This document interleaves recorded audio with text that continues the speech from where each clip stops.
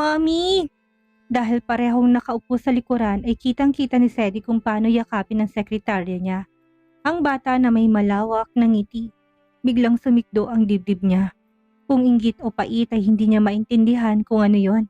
Pero ang alam niya ay nananatili ang tingin niya sa maginang nakayakap pa rin. Nakababa na si Miss Alcaraz at kinarga nito ang anak.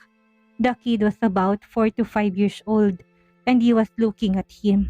When he waved his hand towards Sedi, he smiled brightly, showing his 2 rows of white teeth.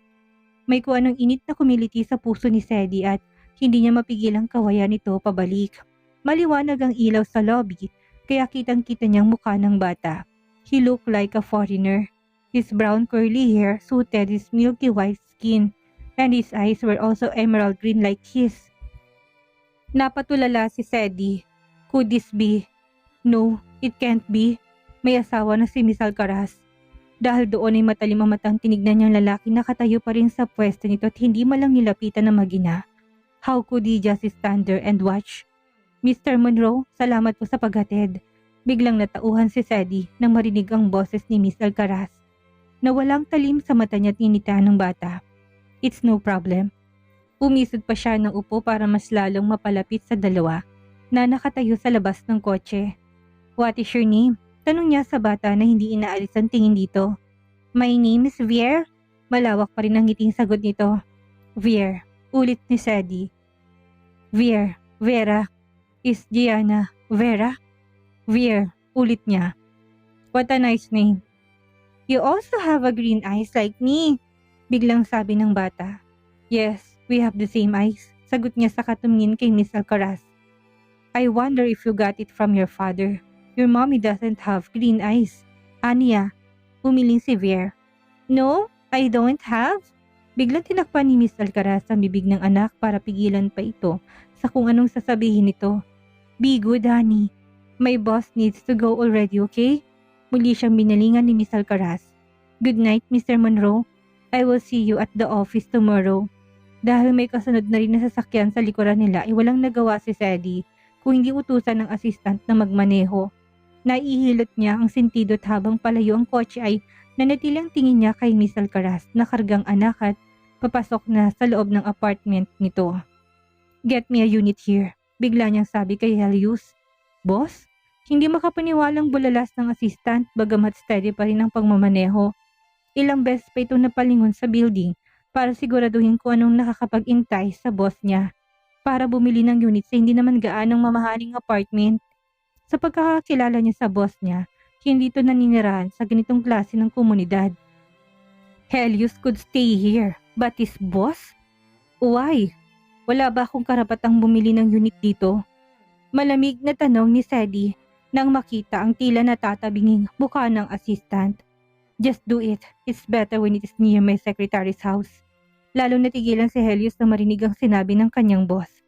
Naapakan pa niya ang preno ng kotse kaya bigla yung huminto. Drive. Mas malamig pang boses na utos ni Sedi. Gusto niyang utusan ng assistant na imbestigahan ng sekretarya pero gusto rin niyang respetuhin ang pribadong buhay nito. Kung ito nga si Vera ni nakala niyang patay ay malalaman din niya. Boss, posible kayang si Vera ay si Miss Alcaraz ay iisa? Pero hindi ba't patay na siya?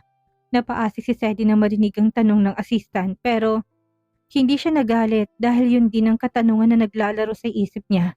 Hindi siya sumagot at tumanaw sa labas ng kotse. Do you want me to investigate? No need.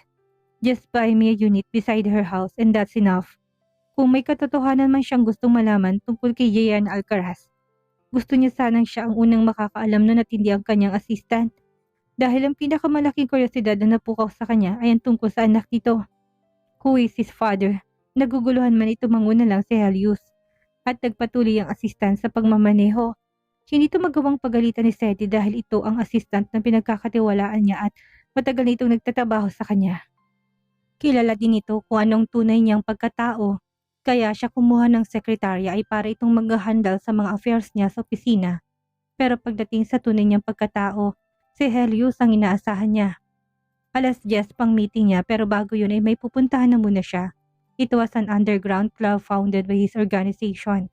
Pagpasok pa lang niya sa loob, lahat ng mga tauhan ay kaagad na nagbigay ng respeto sa kanya, samantalang si Helios ay dinala siya sa basement kung saan naghihintay ng taong pinakidnap niya. He'd been searching for this guy for ages. At sa wakas ay nagpakita na nga din ito sa kanya. Ito ang nagutos kay Black at sa tatlo pa niyang kaibigan, nagawan siya ng ex-scandal 5 years ago. He is the guy that Vera had sex with 5 years ago. Kaya hindi siya nito nakilala ay dahil wala ng dati niyang anyo. Ito bilang si Sadie Monroe, ang tunay niyang katauhan. Ginagamit niya lang ang identity na ito kapag nasa Bogota siya o anumang bansa sa Latin America.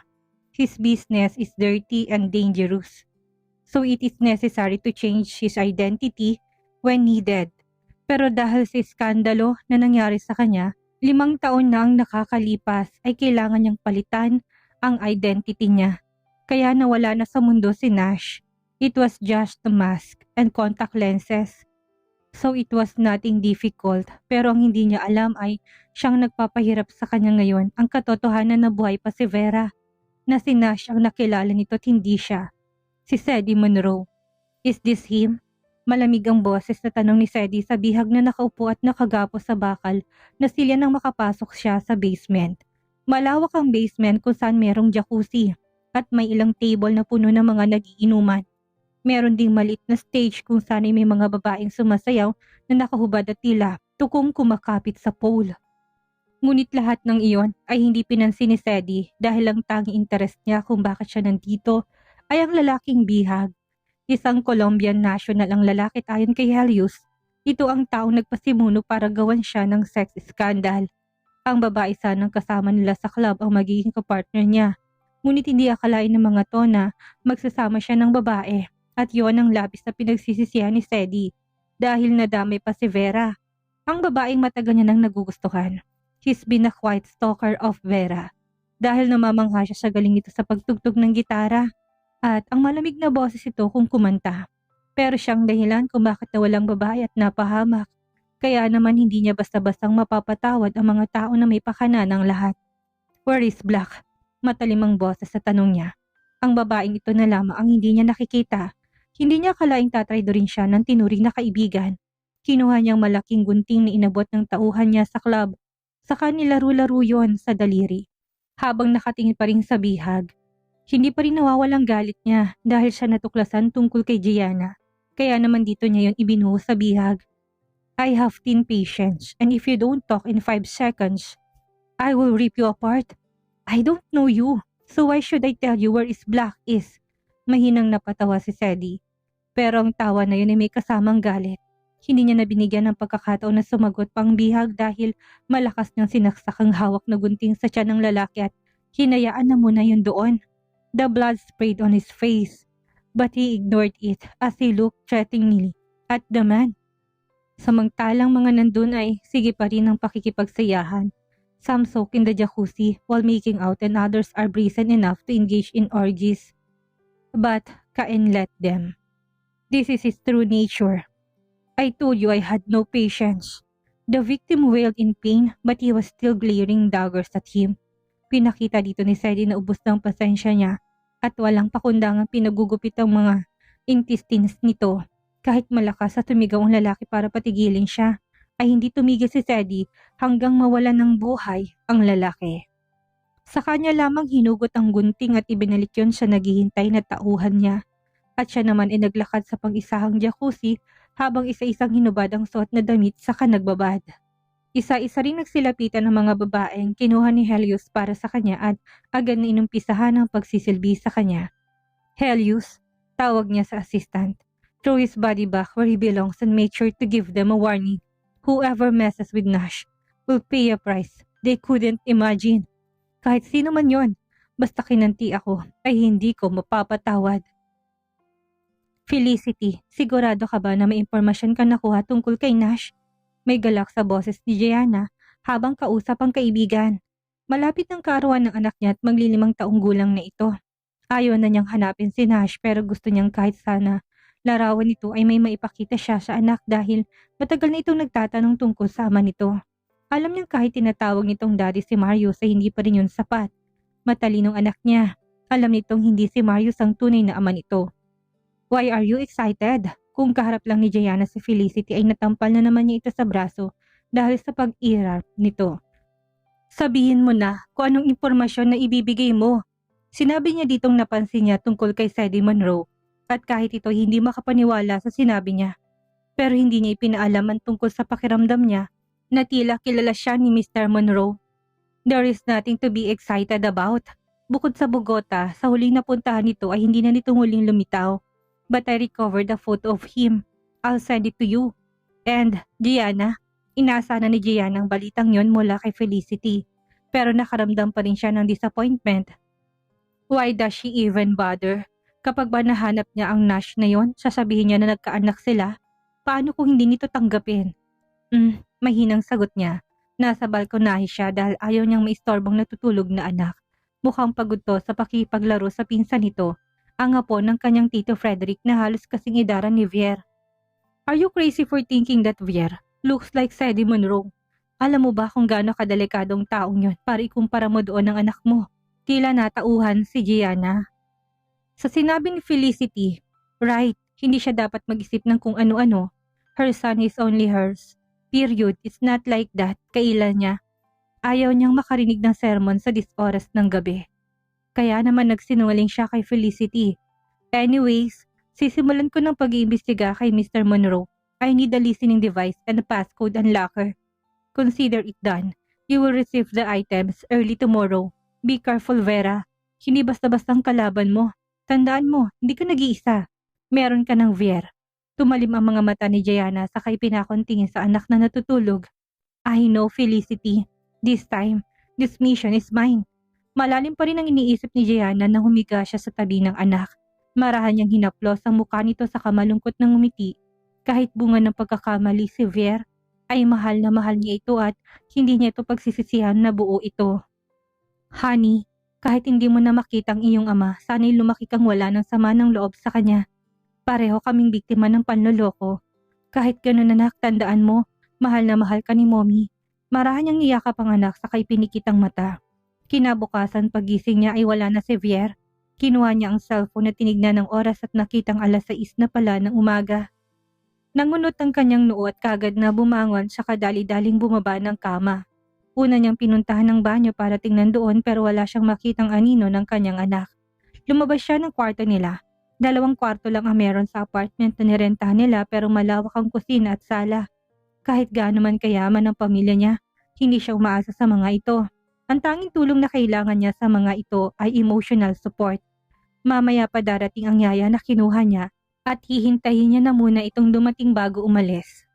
Nang hindi pa rin makita si Vier sa sala ay kagad siyang dumiretso sa kusina at doon niya ito naabutan na nakaupo sa mesa at naghihintay ng pagkain. Mahinang napatawa si Gianna sa kadali-dali itong nilapitan. Why did my munchkin wake up so early today? Kinilikan niya ito sa pisngi saka umupo sa tabi nito. May mga prutas sa ibabaw ng mesa at kumakain ito ng saging ngayon. Inubos itong natitirang hawak na saging saka lamang sumagot nang wala na itong pagkain sa bunganga. Mommy? Who was the guy from the last night? Was he my father?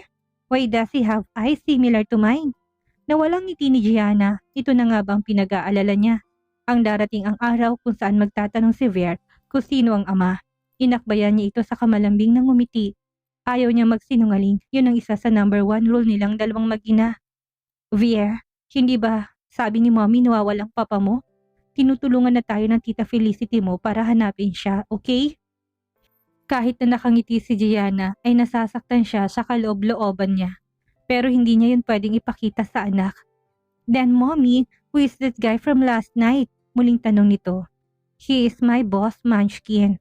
It is just a coincidence that you two have similar eyes, okay? Didn't Lola Gigi tell you that your great-grandparents have the same eyes as yours? And didn't Mommy tell you that Mommy would catch bad guys? So Mommy is starting to work now. Nagpatuloy ang kwentuhan ng dalawa hanggang sa dumating ang yaya na kinuha ng kanyang ina para kay Vier. Ilang taon nang naninilbihan si Yaya Bea sa pamilyang Marcos.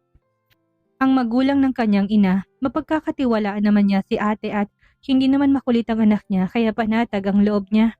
8:00 ng umaga nakagayak na si Gianna. Itim na slacks ang suot niya sa kaputing spaghetti strap na pinaresa niya ng blazer na kulay dark blue. Dark blue din ang suot niyang sandalyas at ang mahaba niyang buhok ay hinayaan niya na nakalugay. Hindi na rin siya nag-abalang maglagay ng makeup dahil lipstick lang ay ayos na sa kanya. Hindi itong unang beses na iiwanan niya si Veer para magtrabaho at sanay na rin naman ang anak niya, kaya nang umalis siya hindi ito umiiyak. Pagkababa niya naghihintay na sa lobby si Marius. Hindi lang itong naghihintay doon dahil kasama nito si Vera. Ang big bike niya, she liked to be called Gianna, so she named her big bike Ren. Kaya kapag pinagsama ay Gianna, Vera pa rin at nagagamit pa rin ang buong pangalan niya. Pagkakita niya kay Marius na nakasandal kay Vera ay kaganyitong tinakbot mabilis na niyakap. "You got her back?" Bulalas niya. Hindi may tatagong tuwa sa kanyang mukha. Itong unang beses na muli niyang makita si Vera. Matapos ng 5 taon, hindi niya alam kung saan ito nakatago dahil sa pag-akalang ng mga taga-CSS na namatay na siya. Pero natutuwa siya dahil naibalik nito sa kanya ni Marius. The bike still looks like it's brand new. Mukhang inlagaan to ng maayos. Ginantihan siya ni Marius ng yakap saka tinapik sa balikat at saka kumalas. "Basta para sa'yo, gagawin ko, Gianna. Just tell me everything you want and I will deliver myself to you and Veer." Malamlam ang mga matang ngumiti si Gianna. Silang tatlo ni Felicity ay parang kapatid ng turingan. "Baka naman magsiselos ng girlfriend mo niyan sa akin, Marius," biro niya. Tumayo ng maayos ang binata sa inabot sa kanya ang helmet at susi. Siya pa nga mismo nagtutulak sa akin para tulungan kay ni Veer. Tinulungan siya nitong itayo ang bike at bahagyang lumayo ng pinaandar niya ang makina. "Go and enjoy the ride. Alam kong namimiss mo na siya." The loud sound of the engine excites Diana. She likes riding Vera, kaya kahit nakasuot na ng helmet ay hindi pa rin nawawalang ngiti niya. "Of course. See you later." Yun lang at tinayaan niya na ang kaibigan. Hindi to sumakay sa motor kung angkas lang at ayaw naman ni Gianna na umangkas dito dahil wala siyang tiwala sa pagmamaneho nito. Hindi niya alam pero kahit racer to, pagdating sa pagmamaneho ng motorsiklo ay hindi to maasahan ni Gianna. Hindi na malaya ni Gianna na may isang taong maasim ang mukha habang nakatingin sa kanila. "Shit, kung alam ko lang nitong maabutan ko, hindi ako pumunta dito ng maaga." Sadie's mood became even more sour as he stared at Gianna's smiling face while talking to her husband. Matalim ang mga matang, tinignan niya ang assistant na nasa harap ng manibela. "Kasalanan mo to, Helios. Kung hindi mo ko dinala dito ng mas maaga, hindi ko sana nakita ang..." Hindi kayang idiretso ni Sadie ang sasabihin. Dahil naiinis lang siya. Nang makitang paalis sa si Miss Alcaraz ay mabilis niyang hinubad ang seatbelt upang maabutan ito pero mabilis na pinaharurot ni Miss Alcaraz ang motorsiklo at tanging usok na lang ang nakita. "Shit!" sambit niya.